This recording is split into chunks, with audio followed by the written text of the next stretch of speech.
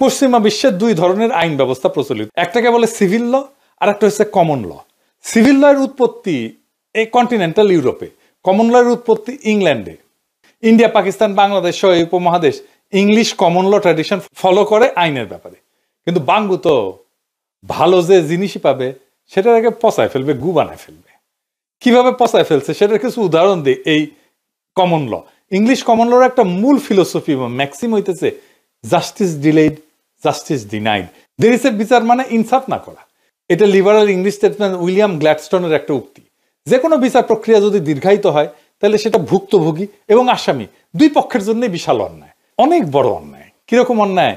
ধরেন একজন ভুক্তভোগী যে কোনো ধরনের অপরাধের শিকার হইয়া বিচার চেতে গেল, সেই বিচারের ফলাফল তখনই তার জন্য অর্থবহ হবে যদি সেটা খুব দ্রুত পাওয়া যায়। এই জন্য ইংলিশ লতে একটা টার্ম আছে, সুইফট জাস্টিস। একজন খুন, ধর্ষণ বা ডাকাতির শিকার ভুক্তভোগী বা তার পরিবার যদি অপরাধ সংঘটিত হওয়ার 15 থেকে 20 বছর পর বিচারের রায় পায় আর তারপর সেটা কার্যকর হয়, তাইলে এই বিচার একদম মূল্যহীন, এটার মূল্য শূন্য। পৃথিবীর যে কোনো জুডিশিয়াল ফিলোসফিতে, সেটা প্রাচ্য হোক পাশ্চাত্য হোক, কোথাও এটাকে সমর্থন করা হয় না। পাশ্চাত্যের কমন ল, মুসলমানদের শরিয়া, ইহুদিদের তাওরাত আর তালমুদ, বিশ্বের সমস্ত লিগাল ফিলোসফিতে বিচার প্রক্রিয়া দীর্ঘায়িত করাকে অত্যন্ত নেতিবাচক হিসেবে দেখা হয় এবং এটাকে ভুক্তভোগীর অধিকার হরণ হিসেবে গণ্য করা হয়। আর আসামির দিক থেকে দেখলে, একজন নিরাপরাধ মানুষকে যদি একটা মিথ্যা বা ভুয়া প্রমাণ ছাড়া মামলা দিয়ে বছর পর বছর জেলে রেখে দেওয়া হয়, আদালতে হাজির করানো হয়, সেটা একটা বিশাল অন্যায়। সেই নিরাপরাধ মানুষের জীবন তো পুরো ধ্বংস করে দেওয়া হয় এভাবে। যদি কেউ নিরাপরাধ হয়ে থাকে আর তার নামে যদি কেউ মিথ্যা মামলা দিয়ে থাকে, তার জন্য তো সুইফট জাস্টিস, দ্রুত বিচার, এটা নিষ্পত্তি হওয়াটা সবচেয়ে একটা ভালো ইনসাফপূর্ণ একটা ব্যবস্থা। অভিযোগকারী যদি তার অপরাধ প্রমাণ করতে না পারে তাহলে সে দ্রুত ছাড়া পেয়ে যাবে। অভিযোগকারীর কাছে যদি প্রমাণ না থাকে তাহলে সে দ্রুত ছাড়া পেয়ে যাবে। অর্থাৎ উভয় দিক থেকে, অভিযোগকারী যদি তার কাছে প্রমাণ থাকে তাহলে সে দ্রুত বিচার পেয়ে যাবে, আর উল্টা দিকে যদি অভিযোগকারী প্রমাণ না থাকে তাহলে অপরাধী দ্রুত ছাড়া পেয়ে যাবে। অর্থাৎ উভয় দিক থেকে, মানে ভুক্তভোগী আর আসামি, এই দুই দিক থেকে চিন্তা করলে দ্রুত বিচার হচ্ছে একমাত্র ইনসাফ।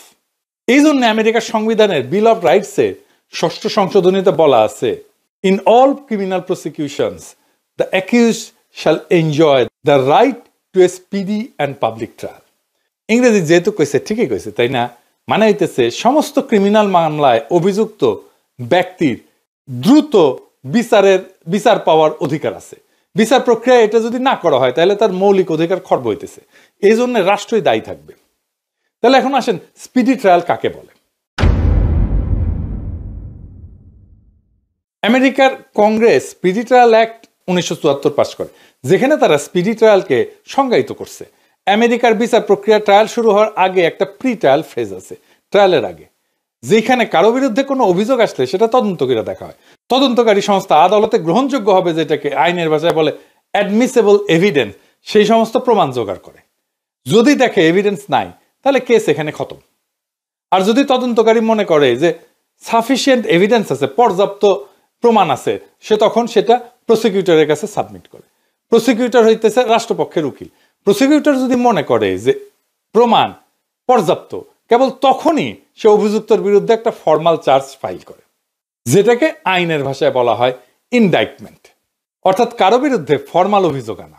কারো বিরুদ্ধে ইনডাইটমেন্ট ফাইল করা বা ফর্মাল অভিযোগ আনার পরে তাকে আদালতে হাজির করা হয় এবং জাজ তাকে জিজ্ঞেস করে যে সে তার বিরুদ্ধে যে অভিযোগ আনা হয়েছে সেইটার ব্যাপারে সে কি বলে, কি মনে করে, সে কি দোষী নাকি দোষী না। সে যদি বলে হুজুর আমি নিরপরাধ, তাহলে তার মামলা চলবে। আর যদি বলে না হুজুর আমি দোষী, তাহলে তার মামলা ওখানে কেস খতম, সে দোষী। যদি সে নিজেকে নির্দোষ দাবি করে তখন সেই কেস ট্রায়ালে যায়।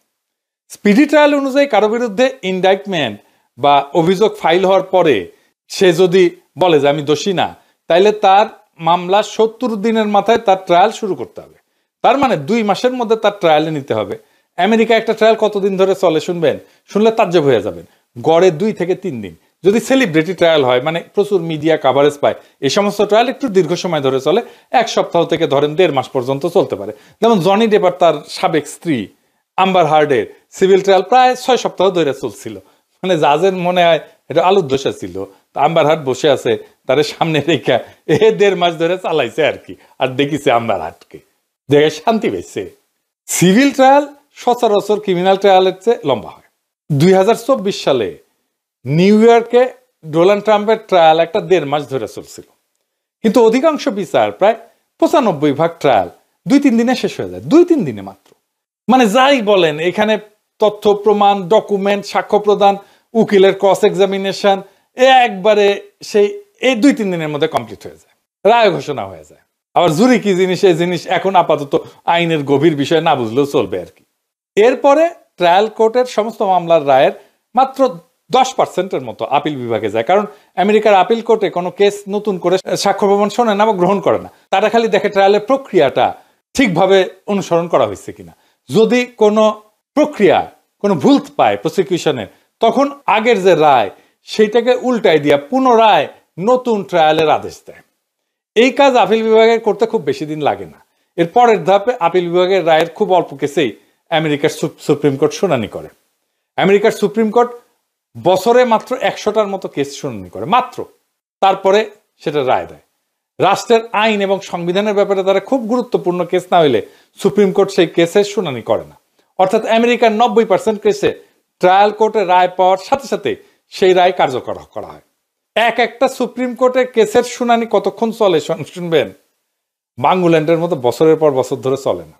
সুপ্রিম কোর্টের কেসে প্রথমে 2 পক্ষের উকিল তাদের পজিশন লিখিত আকারে সাবমিট করে, যেটাকে আইনের ভাষায় বলা হয় লিগ্যাল ব্রিফ। এরপর শুনানির দিন মৌখিক শুনানি হয়, প্রত্যেক কেসে 1 ঘন্টা করে। প্রত্যেক পক্ষ তাদের পজিশন ব্যাখ্যা করার জন্য 30 মিনিট করে সময় পায়। খালি 1 ঘন্টায় একটা কার্য দিবসে 2টা করে কেসের শুনানি করা হয়। এরপরে লিগ্যাল ব্রিফ পড়া তারা মৌখিক আর্গুমেন্ট শুনে সুপ্রিম কোর্টের 9 জন বিচারপতি তাদের রায় লিখে সাবমিট করে দেয়। যেই পক্ষ সংখ্যাগরিষ্ঠ বিচারপতির রায় পায় তারা বিজয়ী হয়। এটাই হইতেছে আমেরিকান কমন লর সুইফট জাস্টিস, মানে দ্রুত বিচার, যেটা সংবিধানের রাইট টু স্পিডি ট্রায়াল। আমাদের বাংলাদেশে কি হয় শুনবেন?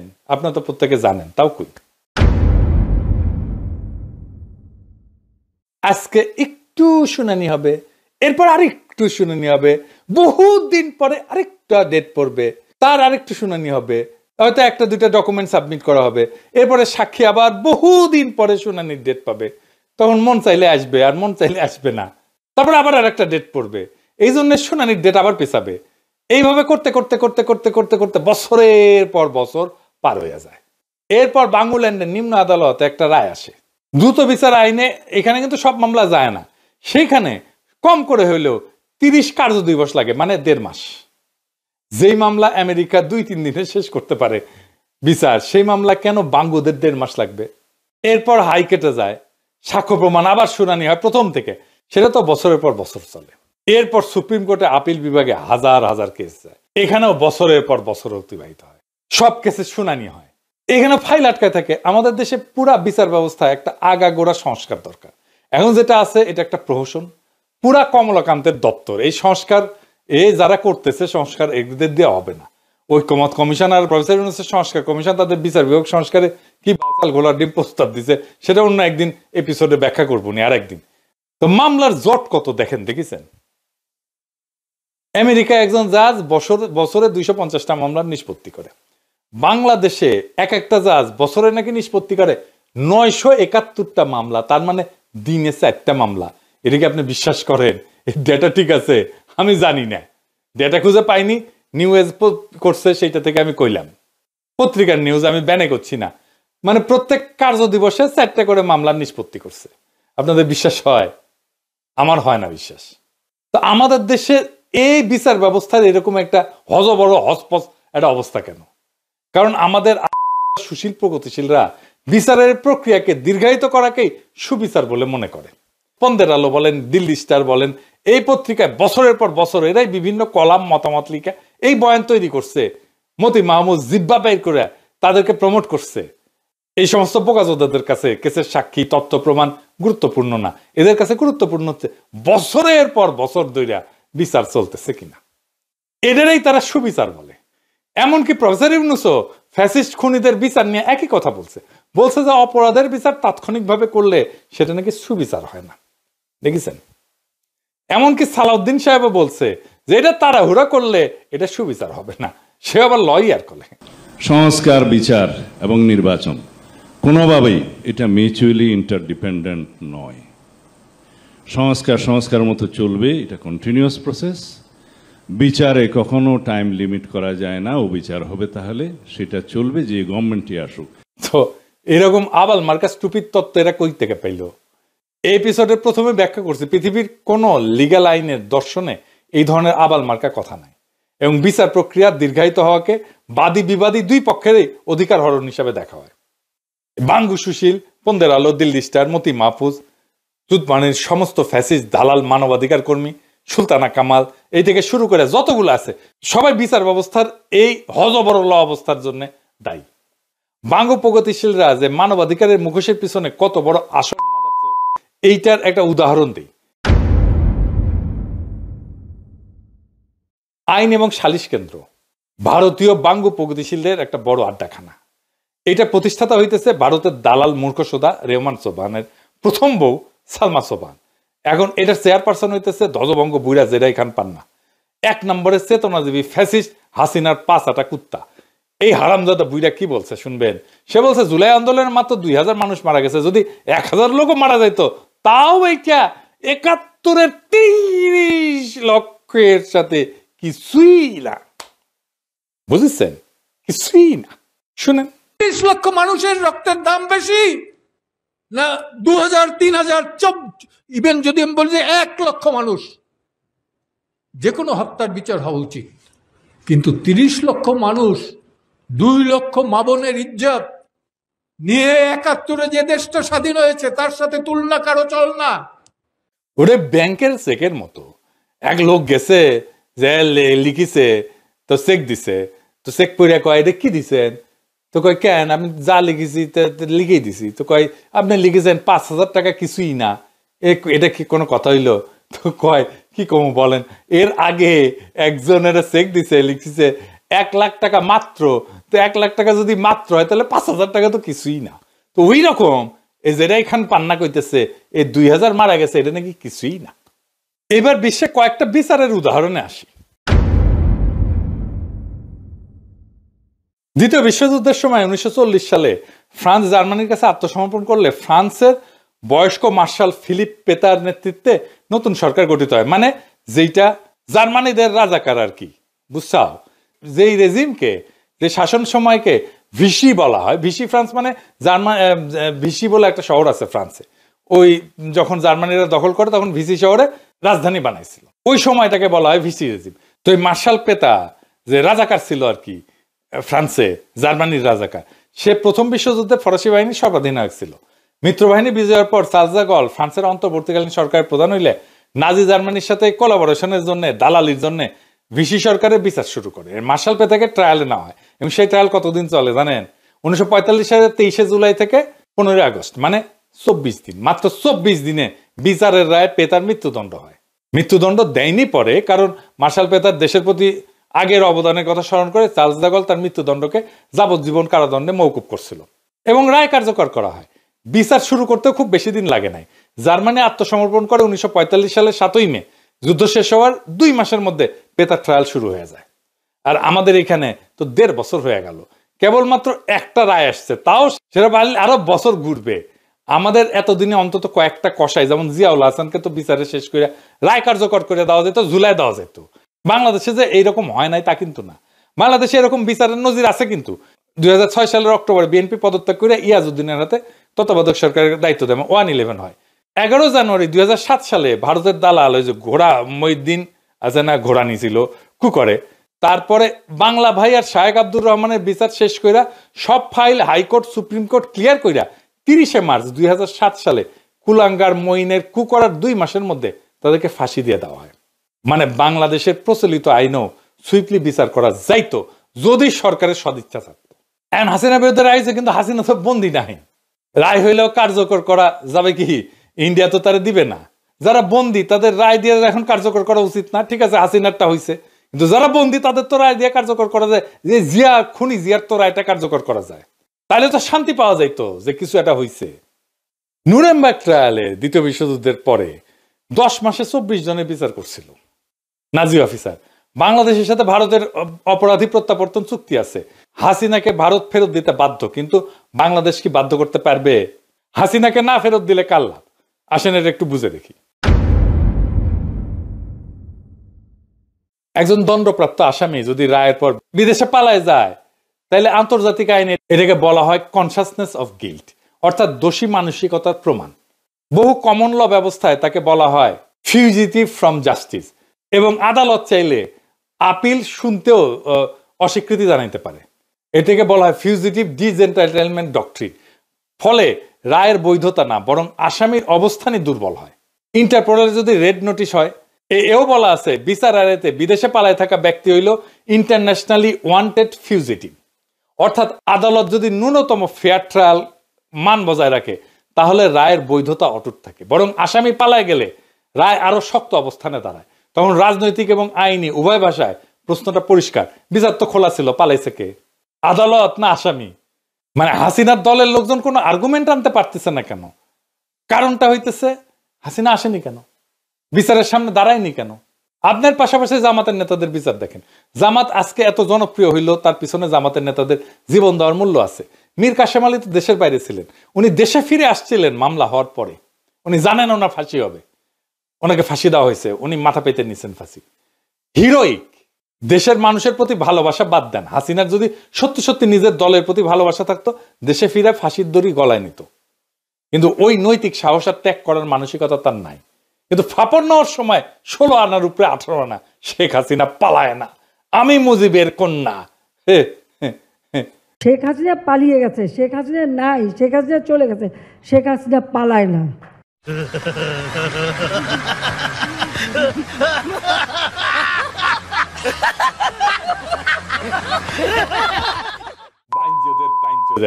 ভীরুর ডিম একটা অপদার্থ, ভীতু কাপুরুষ।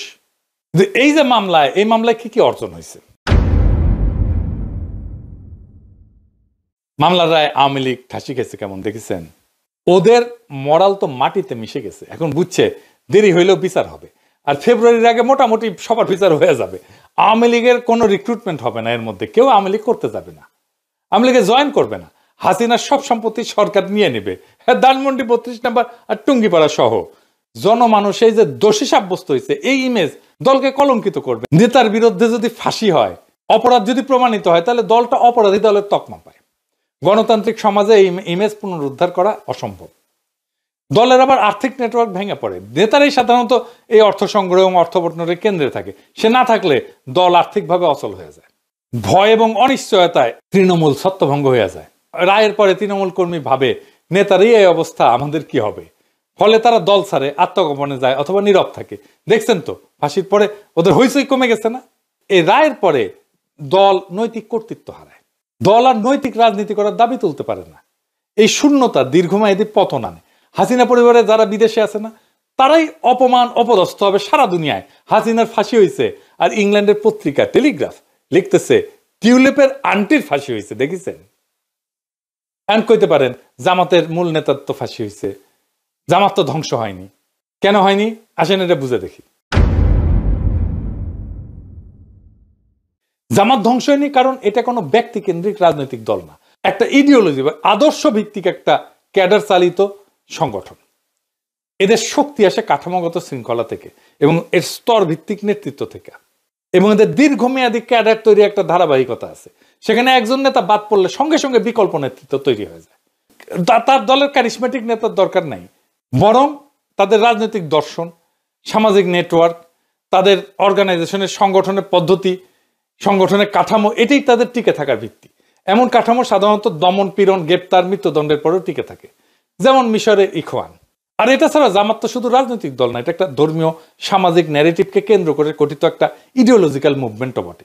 ফলে শীর্ষ নেতৃত্ব দণ্ডিত হইলেও মতাদর্শ সামাজিকভাবে সক্রিয় থাকে, এবং দল নিজেদেরকে অত্যাচারিত, মজলুম, শহীদ এই ন্যারেটিভটা তৈরি করতে পারে। রাষ্ট্রীয় দমনে তাদের সংগঠন সেজন্য ভাঙে না, বরং বহু ক্ষেত্রে মূল ক্যাডারদের আরো সংহত করে। জামাতের নেটওয়ার্ক, তার দীর্ঘমেয়াদী রাজনৈতিক সামাজিক শেকড় এবং ডিসেন্ট্রালাইজ কাজের ধরনের সব মিলা জামাতকে এমন একটা সংগঠনে পরিণত করছে যা শুধু নেতার মৃত্যুদণ্ডে ভেঙে পড়ে না। ফাইনালি এই রায়ে বিএনপির মরাল ডিফিট হইল কেমনে? বিএনপি আওয়ামী লীগকে আশ্রয় প্রশ্রয় দিতেছিল, এখন একদল এসে কবে কেন জামাত আশ্রয় দিছে না, এই যে এখানে দিছে, ওই যে ওইখানে দিছে, ওই যে সেইখানে দিছে। জি ভাইজান, রাজনীতি হইতেছে পারসেপশনের ব্যাপার। বাংলাদেশে মানুষের পারসেপশন হইতেছে আপনারা দিতেছেন, তাই হাউকাউ করে লাভ নাই, দরাদরি শুরু হয়ে গেছে। বিএনপি যদি আওয়ামী লীগ নেতাদের আশ্রয় প্রশ্রয় এবং নিরাপত্তা দেয়, প্রচুর প্রমাণ আছে, আপনারা নিজেরাই স্বীকার করছেন। আপনাদের দলের সাধারণ সম্পাদকই স্বীকার করছে, মির্জা ফখরুল। এই কারণে আপনাদের সবচেয়ে বড় নৈতিক শক্তি, নৈতিক অবস্থায় এক ঝটকায় ভেঙে পড়ে। 15 বছরের গুম খুন দুর্নীতি স্বৈরশাসনের বিরুদ্ধে যে ন্যায় বিচারের দাবি নিয়ে বিএনপি আন্দোলন করছে, সে দাবি তখন বিশ্বাসযোগ্য থাকে না। জনগণের কাছে বার্তা যায়, যারা আমাদের নির্যাতন করছে বিএনপি তাদেরকেই রক্ষা করতেছে। এতে বিএনপি নিজেই নিজের ন্যারেটিভকে হত্যা করে এবং দল হিসাবে মরাল ডিফিটের মধ্যে পড়ে। এইটা ভোটের সরাসরি নেগেটিভ প্রভাব ফেলবে, কারণ পরিবর্তন চাওয়া তরুণ নিরপেক্ষ কোর ভোটাররা ভাববে বিএনপি আর আওয়ামী লীগের মধ্যে পার্থক্য কোথায়। বিএনপি তখন আপোষকারী, দুর্বল এবং অস্থির দল হিসেবে পরিচিত হবে। যারা কঠোরভাবে ন্যায় বিচার এবং ইনসাফের দাবি তুলবে তারাই রাজনৈতিকভাবে লাভবান হবে। আওয়ামী লীগকে বাঁচানো মানে বিএনপির নিজের ভোট ভিত্তি ভাঙা, নিজের ন্যারেটিভ ধ্বংস করা এবং জনগণের চোখে নৈতিকভাবে হাইরা যাওয়া। শুধু কি তাই, বিএনপি নেতা কইছে যে এই মামলার রায় বিএনপি ক্ষমতা আসলে বাতিল হইতে পারে। বিএনপির এমপি নমিনেশন পাইছে, হে ফজা পাগলা শুনেন। বাঙালি জাতির সর্বনাশ করছিল, তাদের বিচার হয়েছিল এই কোর্টে। কাজে তাদের বিচার যে কোর্টে হয়েছে যুদ্ধপদে, এই বিচারটা এখানে হতে পারে না। এটা সবাই মনে না করলো। আমি একজন মুক্তিযোদ্ধা হিসাবে এবং সমস্ত মুক্তিযোদ্ধা ভোট দিয়ে দেখেন বাংলাদেশে যত মুক্তিযোদ্ধা জীবিত আছে সবাই বলবে এই কোর্টে না। এই কারণে যদি কোনোদিন প্রশ্ন উঠে যে কোর্টেই সঠিক না, একটা শুধু রিট হবে, এটা হবেই গণতন্ত্র দেশে আসলে, সেটা বিএনপি ক্ষমতা আসুক আর যে আসুক, এই রিটটা যখন হবে সঠিক, হাইকোর্ট সুপ্রিম কোর্ট যখন হবে, এই রিটে বলে দিবে এই কোর্টটা সঠিক ছিল না। তখন কি যে সঠিক ছিল না যে কোর্ট, সেই কোর্টের বিচারটা কি সঠিক, জিনিসটা এই জায়গাতে চলে যেতে পারে বলে আমি আশঙ্কা করতেছি। বিচার শুরু হয়েছে, এই বিচার থামবে না। হাসিনার রায় আসছে, বাকিদেরও আসবে।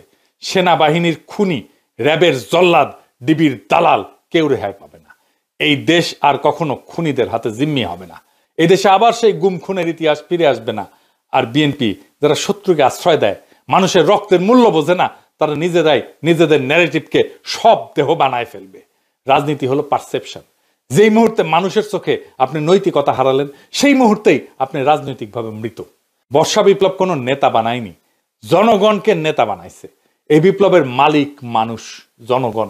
এবং এই বাংলাদেশের সাধারণ মানুষ আজকে একটা কথা স্পষ্ট বুঝে গেছে, বাংলাদেশে ন্যায় বিচার দেরিতে আসে না। যখন জনগণ জেগে ওঠে তখন ন্যায় বিচার দৌড়াইতে বাধ্য হয়। আজকের রায় সেই দৌড়ের প্রথম শব্দ। বাকিটা আসতেছে ঢেউয়ের মতো, আগুনের মতো, অনিবার্য আলোর মতো। বিচার হবে, সবার বিচার হবে, সব অপরাধীর বিচার হবে, সব জল্লাদের বিচার হবে, সব ফ্যাসিস্টের বিচার হবে। এবার বাংলাদেশ আর পেছনে যাবে না। ইনকিলাব